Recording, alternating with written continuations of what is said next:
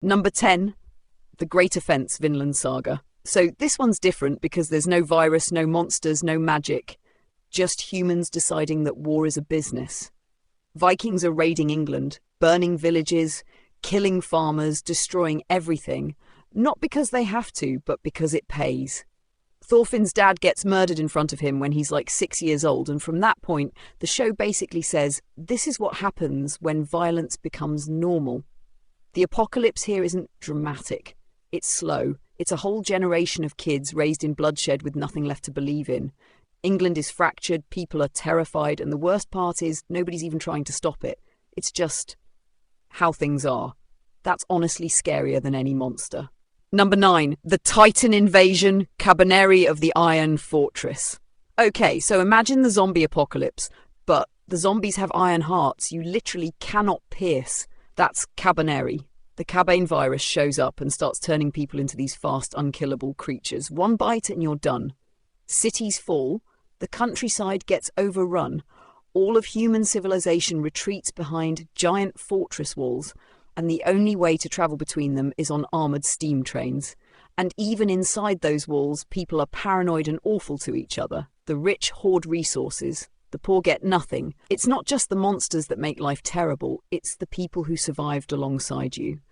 The world didn't fully end, but honestly, what's left barely counts as living. Number 8, The Progenitor Virus, Seraph of the End. This one hits different because of how it happens. One day a virus shows up and kills every single human over the age of 13. Just gone. Adults gone. Parents gone. Teachers, doctors, soldiers, all dead within days. Only children survive. And then the vampires come out of hiding. Turns out they've been underground this whole time, waiting. Now they swoop in, round up all the surviving kids, and turn them into livestock. You get food and shelter in exchange for regular blood donations. Civilization didn't just collapse, it got replaced by something worse. And the children who grew up in that system? They've never known anything different. That detail alone is genuinely disturbing. Number 7, The Apocalypse Virus, Guilty Crown. Here's the thing about Guilty Crown's apocalypse. Somebody made it on purpose. The virus was engineered by a shadow organization called GHQ. They released it to destabilize Japan so they could take control, and it worked. Japan lost its sovereignty. GHQ moved in with military force. Hundreds of thousands of people either died or got quarantined. Oh, and the virus, it turns people into crystals, like beautiful, glittering, deadly crystals that burst out of your body. It can even trigger from strong emotions. Grief, fear, love, all of it can set it off. The worst part is knowing it didn't have to happen.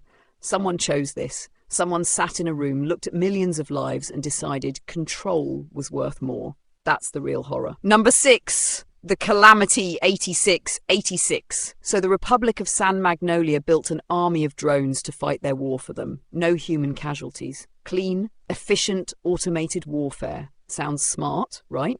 Except the drones, called the Legion, figured out how to keep themselves running forever by harvesting the brains of dead soldiers. They stopped following orders, they started thinking, and then they started winning.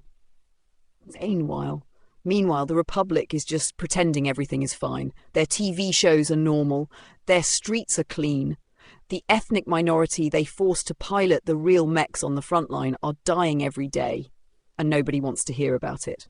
The calamity is terrifying because half of it is a machine apocalypse, and the other half is a society choosing to look away. Both halves are equally messed up. Number 5, The Great Cataclysm, Full Metal Alchemist Brotherhood. Father spent centuries setting this up. Centuries. He manipulated wars, he drew borders. He built an entire nation, a Amestris, specifically shaped like a transmutation circle. Every war, every death, every tragedy in that country's history was engineered as a step toward one moment. The day of the promised eclipse. When it happens, every single person in Amestris gets their soul ripped out simultaneously. Millions of people.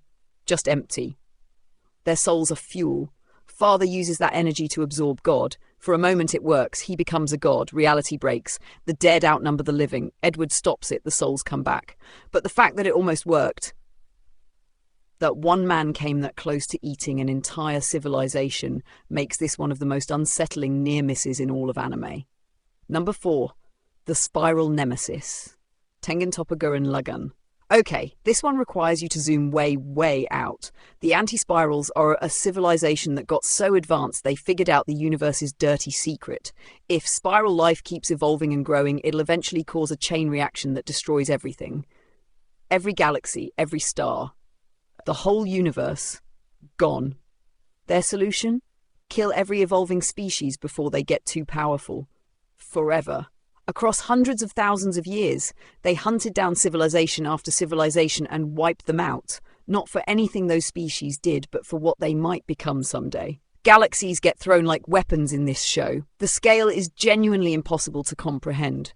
And the tragedy is, all those lost worlds can't be brought back. Simon wins, but he wins in a graveyard. The spiral nemesis is an apocalypse that already happened 1,000,000 times before the show even started. Number 3. The Human Instrumentality Project, Neon Genesis Evangelion. Right, so, C looked at humanity, saw all the pain, all the loneliness, all the ways people hurt each other, and decided the problem was individuality itself. Their fix was to dissolve every human being on Earth into one shared consciousness. No more separate people. No more loneliness, just one warm, unified existence. They use Ray and Eva Unit 01 to pull it off. Every person's he field, the psychological barrier that makes you you, gets broken down. Everyone merges into a single ocean of souls. And the terrifying thing is that it's framed as a gift. Seeley genuinely thought they were saving people. Shinji rejects it. Individuality comes back, but people return to a ruined world, completely alone. The apocalypse here asked a real question. Is being yourself worth all the suffering that comes with it? Number 2. The third impact. The end of Evangelion. If instrumentality in the show was a philosophical apocalypse, End Evangelion is the physical one. And it is brutal. Nerve gets raided, people get shot in hospital beds, and then it all spirals into something you can't look away from. Ray fuses with Lilith, a giant ray rises over the Earth. Unit 01 ascends into space, and then every single human body on the planet dissolves into LCL. The ocean turns red. The sky turns red. Everything is red. It's the most visually devastating thing anime has ever done. Nothing before or since has looked like it. Shinji pulls everyone back at the last second. 2 people wake up on a dead shore. The rest of humanity is a Red Sea. Maybe forever. If you've seen it, you know. If you haven't, nothing I say will fully prepare you. Number 1, The Rumbling, Attack on Titan. This is number 1, and honestly it's not even close. Eren Yeager saw everything. Every war, every cycle of hatred, every time Paradise tried to exist peacefully and got punished for it. And he decided, fine, if the world won't stop coming for us, I'll stop the world. He activates the Wall Titans. Millions of colossal titans, each one the size of a building, march across every continent on Earth. They don't stop. They don't slow down. They just walk, and everything beneath them disappears. 80% of humanity, gone. Cities, cultures, children, all of it crushed. And the thing that makes it number 1 isn't the scale, it's that Eren knew. He mourned it before it happened. He cried for the people he was about to kill. He didn't want to be a monster. He just couldn't see another way. And it still didn't work. Paradise fell anyway. Eren died. His friends had to live with what they watched happen and couldn't stop. The Rumbling is the worst apocalypse in anime because it was chosen by someone who loved the world. It failed to save anything, and nobody won. That's not an ending. That's just loss. So that's the list. 10 worlds that ended, 10 different ways anime broke our hearts. The thing about anime apocalypses is they're never really just about destruction. They're about why people destroy things. Grief, control, love, fear. That's what makes them stick.